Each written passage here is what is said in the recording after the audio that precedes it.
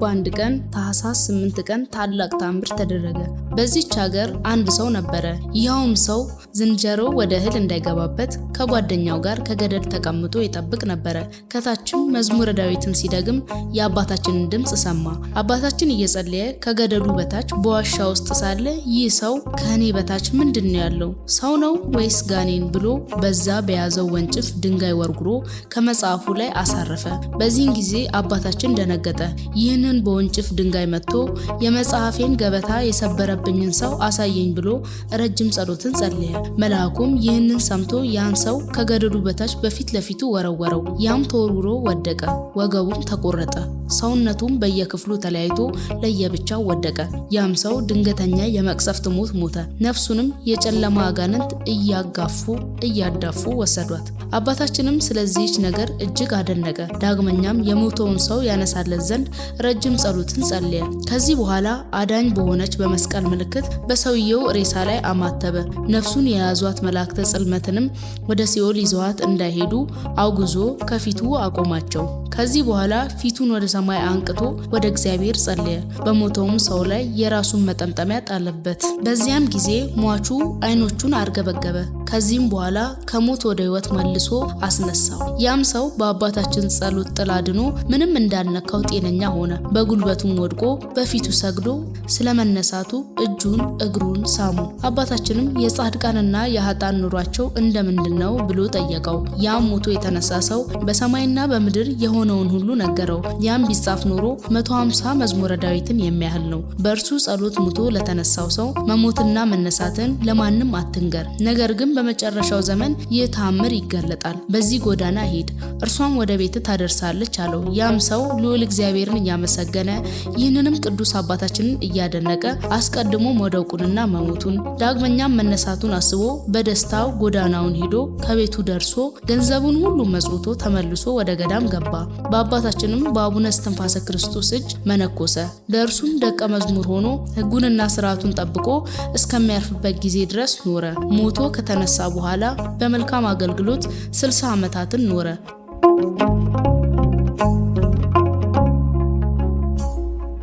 በዛሬው መርሃ ግብራችን ለ9 ዓመት አባይ ባህር ውስጥ በራሳቸው ተዘቅዝቀው በመቆም ለኢትዮጵያ ስለጸለዩት ስለ አባታችን አቡነ እስትንፋሰ ክርስቶስ አስደናቂ ታሪክ ወደ እናንተ የምናደርስ ይሆናል። እስከ ዝግጅታችን ፍጻሜ ድረስ አብራችሁን እንድትቆዩ እየጋበዝን ይህ ዝግጅት ለሌሎች ኢትዮጵያውያን እንዲደርስ ላይክና ሼር ማድረጋችሁን አትዘንጉ። ለቻናላችንም አዲስ ከሆናችሁ ሰብስክራይብ በማድረግ የኛ ቤተሰብ ይሁኑ። መልካም ቆይታ።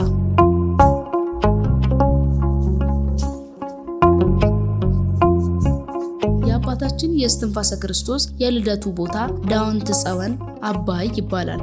በአካባቢውም በገዳሙ አንጻር በሰሜን በኩል የእናቱ ሀገር ደብረ ድባ የቄርሎስ ቦታ ይባላል። የአባቱም ሀገር የእግዚአብሔር አብ ደብር አጠገብ ዳውንት ወይም ደብረ አስጋጅ ይባላል። በዚያች ሀገር እግዚአብሔርን የሚፈራ ስሙ መልአከ ምክሩ የሚባል ደግ ሰው ነበረ። ለነዳያንና ለምስኪናን ተስፋ ለቆረጡ ምጽዋት ይሰጥ፣ ያዘኑትን ሁሉ ያረጋጋ ነበረ። ስሟ ወለተ ማርያም የምትባል ሚስት ነበረችው። ሁለቱም ደጋጎች እግዚአብሔር እንዳዘዘ በእግዚአብሔር ሕግ ጸንተው ተስማምተው የሚኖሩ መልካም ስራን በመስራትም እንደ ዘካርያስና እንደ ኤልሳቤጥ እውነተኞች ነበሩ። እነርሱም 2 ደጋጎች ልጆች አሏቸው። የተባረከ መልካም ፍሬ በጾምና በመጸለይ እግዚአብሔርን የሚያገለግል በጸሎቱ ሰውን የሚጠቅም በጻድቃንም ዘንድ የተመረጠ ልጅን ይሰጣቸው ዘንድ ዘወትር ወደ እግዚአብሔርና ወደ ድንግል ማርያም ይለምኑ ነበረ። ነቢዩ ዳዊት ጆሮውን ወደ ልመናቸው አዘነበለ እንዳለ እግዚአብሔር በዓይነ ምሕረት ተመለከታቸው። ልመናቸውንም ሰምቶ አባታችንን አቡነ እስትንፋሰ ክርስቶስን ሚያዝያ 8 ቀን ተጸነሰ። ከ9 ወር በኋላም ታኅሳስ 8 ቀን ተወለደ። በተወለደበትም ዕለት ተነስቶ በእግሩ ቆሞ 3 ጊዜ ስብሐት ለአብ፣ ስብሐት ለወልድ፣ ስብሐት ለመንፈስ ቅዱስ ብሎ ጣዕም ባለው አንደበቱ ተናገረ። 9 ጊዜም ሕፃናትን ለሚያናግሩ ገዢ ለሚሆኑ ለሥላሴና ለእመቤታችንም ለመስቀሉም ሰገደ። ከዚያ ተሰብስበው የነበሩ ብዙ ሰዎች ከሕፃኑ አንደበት የሥላሴን ምስጋና ሰምተው ፈጽመው አደነቁ። ዳግመኛም በዚህ ሕፃን ላይ የእግዚአብሔር ጸጋ አድሮበታል ብለው እየተጨዋወቱ ወደ ሀገራቸው ገቡ። አባቱና እናቱም መጀመሪያ ስለመወለዱ ዳግመኛም የአብ የወልድ የመንፈስ ቅዱስን ምስጋና ማቅረቡ ደስ እያላቸው እግዚአብሔር ይህን ሕፃን ሰጠን፣ እኛ በአብ በወልድ በመንፈስ ቅዱስ ስዕል ፊትና ለፍጥረት ሁሉ በምትራራ ከሁሉ በላይ በሆነች አምላክን በወለደች በድንግል ማርያም ስዕል ፊት ቁመን እንደለመን የዓለም ሁሉ መድኃኒት የሆነች እመቤታችንም ልመናችንን ሰምታ ይህንን የተመረጠ ልጅ ሰጠችን አሉ። የመንጻትም ወራት በተፈጸመ ጊዜ በ40 ቀን አባቱና እናቱን በጠራ ወርቅና ብር ንጉሥ ይሁኑ አምላክ ወደ አሰራው ወደ እግዚአብሔር አብ ቤተክርስቲያን ወስደው አዳም በ40 ቀን ወደ ገነት እንደገባ በቤተክርስቲያን ሥርዓት ያጠምቁት ዘንድ አገቡት። አዳም በ40 ቀን ሔዋን በ80 ቀን ወደ ገነት እንደገቡ ካህናትም መንፈስ ቅዱስ እንዳናገራቸው ስሙን እስትንፋሰ ክርስቶስ ብለው ሰየሙት። ሥጋ ወደሙንም ተቀብሎ ወደ ቤቱ ተመልሷል። ከዚህ በኋላ ይህ ሕፃን እስትንፋሰ ክርስቶስ አደገ። የስሙም ትርጓሜ እስትንፋሰ ክርስቶስ ማለት መሲህ፣ የአብ የወልድ የመንፈስ ቅዱስ እስትንፋስ፣ አንድም የክርስቶስ እስትንፋስ ማለት ነው። አስቀድሞ ጌታችን የሕይወትን እስትንፋስ በ12ቱ ሐዋርያት ፊትና በ72ቱ አርድእት ፊት ለፊት እንዳለ እንደ እነርሱም በእስትንፋሰ ክርስቶስ ፊት ላይ እፍ ብሎበታል። የክርስቶስ ብርሃንም ተብሎ ይጠራል። ጌታችን የዓለም ብርሃን ናችሁ እንዳለ በትምህርቱ የብዙዎችን ልቦና አብርቷልና። ይህም ሕፃን የእግዚአብሔር መልአክ ቅዱስ ሚካኤል እየጠበቀው አድጎ ለትምህርት በደረሰ ጊዜ መልአከ ምክሩ የሚባል አባቱ እስትንፋሰ ክርስቶስን ከድንጋይ በታነጸች ዋሻ 60 ዓመት አንዲት ልብስ ለብሶ ወደ ኖረ ወደ ደብረ ድባው መምህር ስሙ ኪራኮስ ወደሚባል ጻድቅ አባት ወሰደው። እርሱም የቅዱሳት መጻሕፍትን ትርጓሜ ልብ በማድረግ መልካም ስራን በመስራት በምንኩስና ስራ ፍጹም ነበረ። መልአከ ምክሩም የጻድቁ የአባ ሙሴ ደብርና የጊዮርጊስ ደብር የማርያም ደብር መምህር የሆነ አባ ኪራኮስን ልጄ እስትንፋሰ ክርስቶስን አስተምርልኝ ብሎ ለመነው። ይህ ሕፃን ታላቅ ይሆናል፣ ስም አጠራሩም ጽንፍ እስከ ጽንፍ ይደርሳል፣ ዝናውም ከዓለም ዳርቻ እስከ ዓለም ዳርቻ ይሰማል ብሎ ጻድቅና ነቢይ ለሆነ ለመምህር ኪራኮስ መልአከ ምክሩ የሚባል አባቱ ነገረው። ልዑል እግዚአብሔርን የልቦናዬን ተስፋ የነፍሴን መድኃኒት ስጠኝ ብዬ እንሆ ወደ እግዚአብሔርና ወደ እመቤታችን ድንግል ማርያም ስዕለት ተስዬ ነበረ። እንሆ እራቴና ምሳዬን የዓይኔን ማረፊያ የሚሆነኝን ልጅን የሰጠኝ በአንተ ጸሎት ነው። አባቴ ሆይ እኔም ነብዩ ሳሙኤልን በቤተ መቅደስ እንዳደገ ጽሙድ እንደ በሬ ቅኑት እንደ ገበሬ ሆኖ በቤተ መቅደስ እንዲያገለግል እንዲላላክ ሰጠሁ። ከዓለም ሴቶች እሷን መርጦ የእግዚአብሔር አብ ልጅን ወልድ ወደ ዓለም መጥቶ ከእርሷ ሰው እስኪሆን ድረስ እመቤታችን ማርያም 12 ዓመት በፋኑኤል እጅ ምግብን ተቀብላ በቤተ መቅደስ እየተመገበች እንዳደገች ይህም ልጅ በዚሁ ይደግልኝ፣ በእግዚአብሔር ዘንድ ጽድቅ ሆኖ ይቆጠርልህ ዘንድ የቅዱሳን መጻሕፍትን ቃላትን ብሉያትንና ሐዲሳትን ድርሳናትንም አስተምርልኝ አለው። ከዚህ በኋላ መምህር ኪራኮስ ሕፃኑን እስትንፋሰ ክርስቶስን ተቀብሎ ልጄ ከተወለድክ ስንት ዓመት ነው ብሎ ጠየቀው። ከተወለድኩ 5 ዓመቴ ነው ብሎ መለሰለት። መምህሩም አንተ ልጃችን ስትሆን ከቀደሙ መነኮሳትና ኋላ ከሚነሱ መነኮሳት ሁሉ ትበልጣለህ። ከአንተ በፊት ከአንተም በኋላ በገድል የሚስተካከል የለም። በስመ አብ ወወልድ ወመንፈስ ቅዱስ አህዱ አምላክ ብለ በስላሴ ስም በእመቤታችን ማርያም ስም በነቢያት ስም በመላእክት ስም በጻድቃንና በሰማዕታት ስም ስማችሁ እገሌና እገሌ ይሁን ብለ ትሰይማቸዋለህ። ንጹሕ ዕጣንንም ከጸሎት ጋር ታሳርጋለህ። አባቶች በእግዚአብሔር አብ ታቦት ላይ መስዋዕትን እንደሚሰዉ አንተም ንጹሕ መስዋዕትን ትሰዋለህ። ንጹሕ ቁርባንንም ለምእመናን ታቀርባለህ። ገበሬ እንክርዳድን ከስንዴ እንደሚለይ ጻድቃንና ኃጥአንን ለይተህ እናንተ ውጡ፣ አይገባችሁም፣ እናንተ የክርስቶስ ሥጋውንና ደሙን ትቀበሉ ዘንድ ይገባችኋል፣ ተቀበሉ ትላቸዋለህ። የኃጢአት ማሰሪያ ትፈታ ዘንድ ለ12ቱ ሐዋርያት ስልጣን የሰጠ እግዚአብሔር የሰማያትንና የምድርን ስልጣን ለአንተም ይሰጣል። በምድር ያሰርከው በሰማይ እየታሰረ ይሆናል፣ በምድር የፈታኸው በሰማይ እየተፈታ ይሆናል አለው። ይህን ከተናገረ በኋላ መምህር ኪራኮስ ቅዱስ የሚሆን ሕፃን እስትንፋሰ ክርስቶስን ባርኮ የአብ የወልድ የመንፈስ ቅዱስ በረከት፣ የእመቤታችን በረከት፣ የመላእክት በረከት፣ የነቢያት በረከት፣ የሐዋርያት በረከት፣ የጻድቃን የሰማዕታት በረከት፣ የእልፍ እልፍ የሚሆኑ መላእክት በረከት በአንተ ላይ ይደር። ዳግመኛም ሕያው እግዚአብሔር የሰሎሞንን ጥበብ፣ የእዝራን ዕውቀት፣ የያሬድን መንፈሰ ልቦና ይስጥ። መንፈስ ቅዱስ በሰሜንና በደቡብ በምስራቅና በምዕራብ ላሉት ከልቡና ምንጭ የሚያጠጣ የምስጋና መፍሰሻ ያድርግ። የሕይወትንም ውሃ ያጠጣ፣ በብርሃን አበባው ይሸልም። የሕይወትና የክህነት አክሊል ይስጥ። እግዚአብሔር በ318ቱ ሊቃውንት በ12ቱ ሐዋርያት የቀናች ሃይማኖት የተዋህዶና የእውነት ምሰሶ ያድርግ። ከልጆች ከመነኮሳት ጋር ሃይማኖትን የምትጠብቅ ያድርግ። በመድኃኒታችን በኢየሱስ ክርስቶስ ቤተክርስቲያን ቤተክርስቲያን ውስጥ ክርስቶስ እስኪመጣ ድረስ ልጆችህ ሃይማኖትህን የሚጠብቁ ይሁኑ፣ የሰማዕታት በረከት በአንተ ላይ ይደር አለው። አባቱ መልአከ ምክሩም ይህን ምርቃት በሰማ ጊዜ በእውነት ይደረግለት አለ። ከዚህ በኋላ አቡነ ዘበሰማያትን በአንድነት ደገሙለት። በዚህ ሰዓት በሰኞ ዕለት አባ ኪራኮስ እስትንፋሰ ክርስቶስን የመጽሐፍት ሁሉ ርዕስ የሚሆን ፊደልንና የሐዋርያው ዮሐንስ መልእክት ያስተምረው ዘንድ ጀምሮ እስትንፋሰ ክርስቶስ በአንዲት ሰዓት አወቃቸው። የሐዋርያትን ሥራ፣ የቅዱስ ጳውሎስን፣ የዳዊትን መዝሙር ፈጥኖ ተማረ። መንፈስ ቅዱስ ልቦናውን ብሩህ አድርጎለታልና እግዚአብሔርም የጥበብን መብራት አብርቶለታልና የልቦናውንም በር ከፍቶለት በእግዚአብሔር ፍቃድ የመጽሐፍትን ንባብ ሁሉ ወዲያው ተምሮ ፈጸመ። ትርጓሜያቸውንም፣ ጽሕፈቱንም፣ የጸሎቱንም ሥርዓትና ምስጋና፣ የነፍስንም ጥበብ ተምሮ ፈጸመ። ይህንንም በማስተዋል ሲመለከት አባቱና እናቱን ዘመዶቹን የተወ ቃሌን ይጠብቃል፣ መንግሥተ ሰማያትን ይወርሳል፣ ይህን ያላደረገ ሊያገለግለኝ አይችልም የሚል ቃል አገኘ። ይህንንም ቃል በልቦናው ይዞ ምነናውን ሥርዓት ይጠብቅ ነበረ። ከመምህር ኪራኮስ የመጽሐፍትንም ትምህርት ትርጓሜ በ7 ዓመት ጨረሰ። ልቦናው በክርስቶስ ፍቅርና እንደ እሳት በሚያቃጥለው በእመቤታችን ፍቅር ተነደፈ። የባህሪ ልጅ ወልድን በጡቶቿ ወተት አጥብታ ያሳደገችው በሁለት ወገን ድንግል የምትሆን መልካሚቷ እርግብ እመቤታችን ጽጌ የሚባል ልጇን እንደምትስም እንደዚሁ ደስ የሚያሰኝ ንጹሕ እስትንፋሰ ክርስቶስም ትስመው ነበረ። እመቤታችንም የልጇን የእስትንፋሰ ክርስቶስን የጸሎት ጣዕም ምን ያማረ ነው! የእስትንፋሰ ክርስቶስ ፊቱ ከፀሐይ ብርሃን ይልቅ ያማረ የወዛ የሚያበራ ነው፣ ከጽጌረዳ አበባም ይልቅ ቀይ ነው ብላ ታደንቀዋለች። በእጆቿም እቅፍ አድርጋ በክንዷ ታቆመውና ታስቀምጠው ነበረ። በልብሷም ሸፍና በጀርባዋ ላይ ታዝለዋለች። አንተ ደስታዬ ሞገሴ ነህ፣ ልጄ ለዘላለም ኑርልኝ እያለች ታጽናናው ነበረ። የአባታችን የአቡነ እስትንፋሰ ክርስቶስ ልቡና በእግዚአብሔር አብ ልጅ በኢየሱስ ክርስቶስ ፍቅርና እናቱ በምትሆን በድንግል ማርያም ፍቅር እንደ እሳት ነደደ።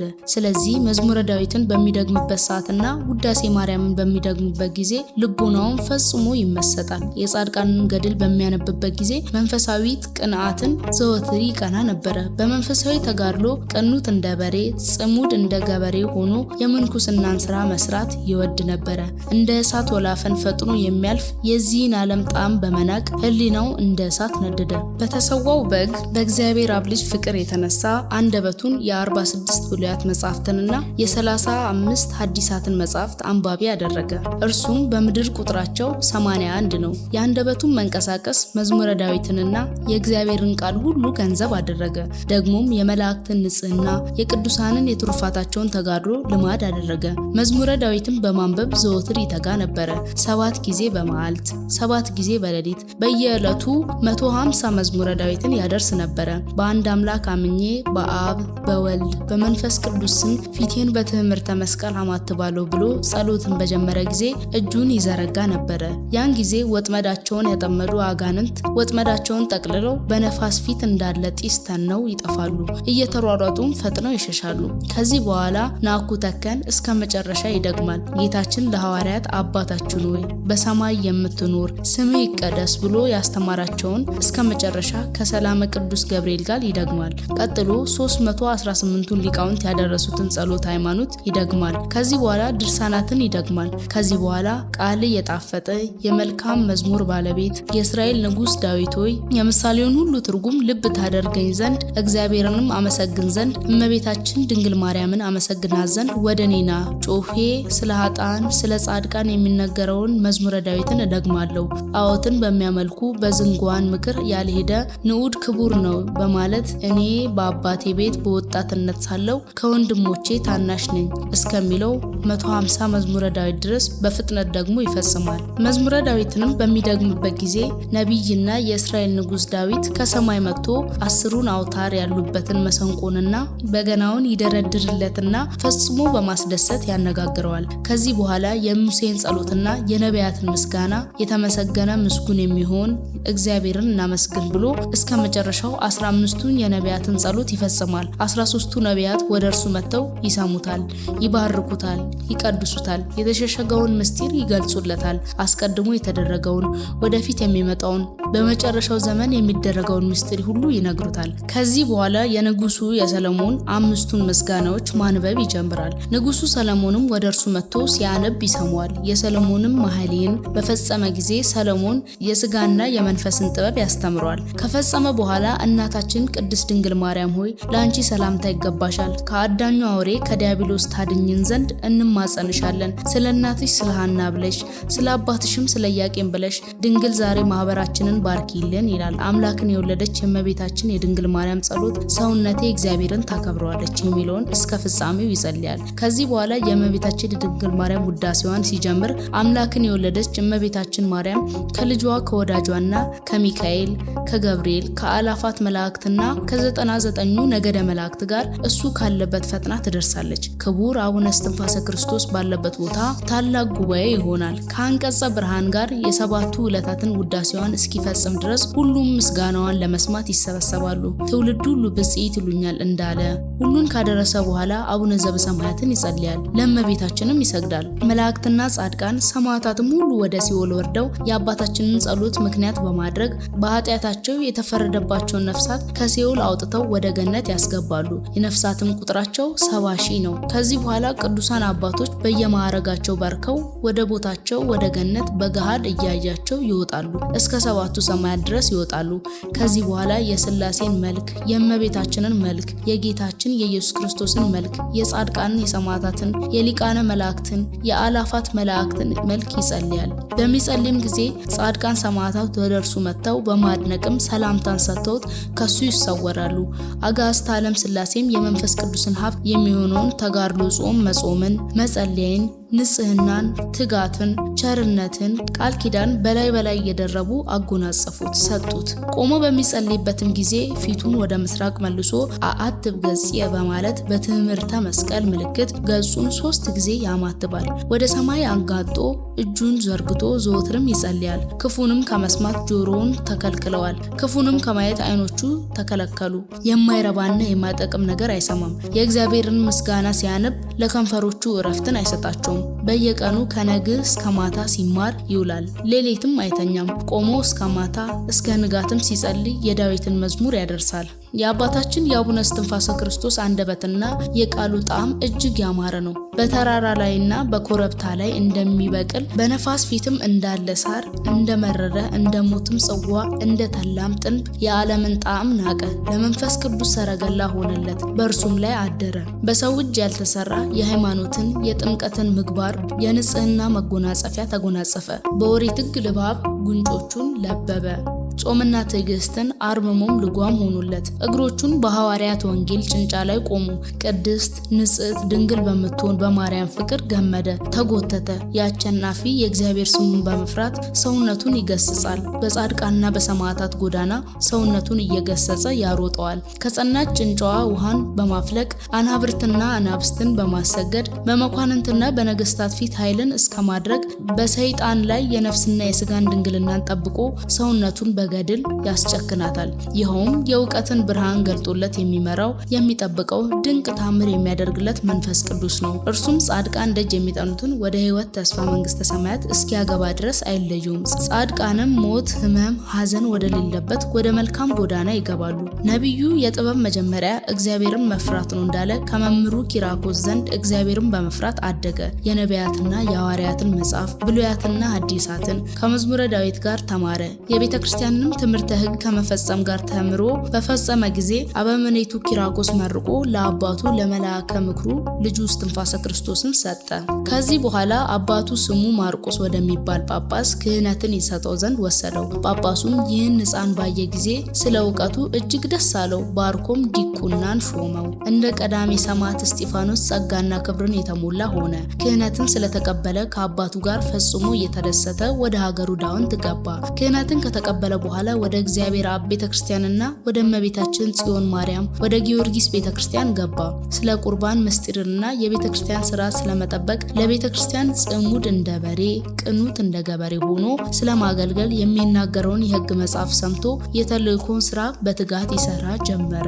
ቅዱስ እስትንፋሰ ክርስቶስም ይህቺ የሕግ መጽሐፍ የመከረችኝ ምክር ከዛሬ ጀምሮ ትዝ ትዝ ትበለኝ፣ እንደ ቀለበት በደረቴ እንደ ክትባት በክንዴ ለስንቅ እንደ ተቋጠረ ወርቅ ወርቅ ቤተክርስቲያንን ለማጌጥ እንደ ዝርግፍ ወርቅ ትውነኝ ዋኖስ ከእናቱ ጋር እንደሚቀመጥ አባታችን እስትንፋሰ ክርስቶስም የድቁናን ስራ ይዞ በአባቱና በእናቱ ሀገር በእግዚአብሔር አብ ቤተክርስቲያን ለአገልግሎት ታጥቆ ያገለግል ነበር። በድቁናም ስራ እየተላላከ ብዙ ዓመታትና ዕለታትን ቄስ ከሚሆኑ ከአባቱ ከመልአከ ምክሩ ጋር በድቁና አገለገለ። ዳግመኛም ውሃን በመቅዳት እንጨት በመፍለጥ በመልቀም እየታዘዘ ለእናት ለአባቱ ይላላክ ነበር። በአርባ ጾም ከገዳሙ በታች ባለች ዋሻ ተደብቆ ሰው ሳያየው ይጾም ነበር።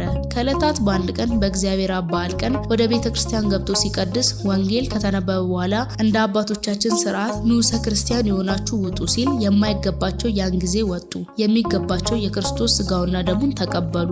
አባተ መልአከ ምክሩም ልጁ እስትንፋሰ ክርስቶስን ልጄ በዚህች ዕለት ስንት ሰው ቆረበ ብሎ ጠየቀው። እርሱም ለአባቱ ከ840,000 ሰዎች 12 ሰዎች ብቻ ቆረቡ። የቀሩት ሰዎች በድፍረት ስለተቀበሉ በእሳት ሰንሰለት ታስረው በእሳት አለንጋ መላእክት እየገረፏቸው እስከ ቤታቸው አደረሷቸው። የሚገርፏቸውም የመላእክት ቁጥራቸው 1999 ናቸው አለው። ከዕለታት በአንድ ቀንም ወንጌል ሲመለከት የተቀደሰውን ለውሻ አትስጡት ያለውን አገኘ። ይህን ካየ በኋላ እንደ እሳት የሚያቃጥል በጽኑ እንባ ጸሎት ጸልዮ በመጎናጸፊያ ፊቱን ዳብሶ ታቦትን ተሳልሞ ተሰናብቶ በጠዋት ወጥቶ ሄደ። ዳግመኛም አባትና እናቱን የከረፋ ይህን ዓለም ናቁት፣ አቃለልኩት፣ ወንድሞቼ ያገልግሏችሁ፣ እኔም ልዩ ክቡር የሚሆን የምንኩስናን ልብስ እቀበል ዘንድ ወደ ገዳም እሄዳለሁ አላቸው። ልጄ ለእግዚአብሔር ትገዛ ዘንድ ወደ ገዳም ብትሄድ ሰውነትህን ለመከራ አዘጋጅ እንዳለ። ከዚህ በኋላ አባቱ በታቦቱ ፊት ረዥም ጸሎት ጸልዮ ይመነኩስ ዘንድ ይሂድ። ስልጣኑም እስከ ሰማይ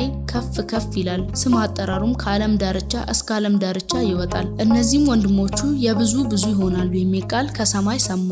አባቱ መልአከ ምክሩም ይህንን ቃል ሰምቶ የሰማውን ቃል ሁሉ ለእስትንፋሰ ክርስቶስ ነገረው። አባቱ አቡነ ዘበሰማያትን ጸልዮ ሸኘው። አባታችን አቡነ እስትንፋሰ ክርስቶስም በተወለደ በ14 ዓመቱ ወጥቶ ገዳማትን እየጎበኘ ሄደ። የእግዚአብሔርን መልአክ መርቶ አሌፍ ኖን ሕግ ለእግሬ መብራት ለጎዳናዬ ብርሃን ነው እያለ ወደ ምስራቅ አደረሰው። ትእዛዝን በመፈጸም እውነተኛ በሆነ ሕግ እሄድ ዘንድ ምያለሁና አቤቱ ጎዳናዬን ምራኝ።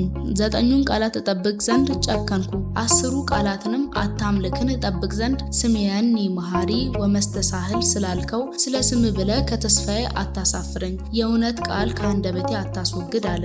የእስራኤል አምላክ ጎዳናውን እያቅናናለት አባታችን እስትንፋሰ ክርስቶስ ደብረ ሐይቅ ሄዶ ከባህር ዳር ቆሞ የሙሴን ጸሎት ወደ እግዚአብሔር ጸልዮ ያለ መርከብ ባህሩን ተሻግሮ ወደ ቤተክርስቲያን ገብቶ ተሳለመ።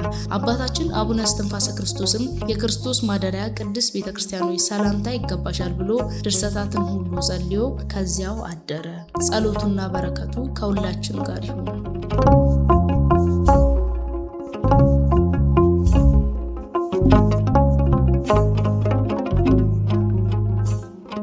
ያዘጋጀንላችሁ መርሃ ግብር እዚህ ላይ ያበቃን። በቀጣይ በሌሎች መርሃ ግብሮች እንመለሳለን። ይህ ዝግጅት ለሌሎች ኢትዮጵያውያን እንዲደርስ ላይክ እና ሼር ማድረጋችሁን አትርሱ።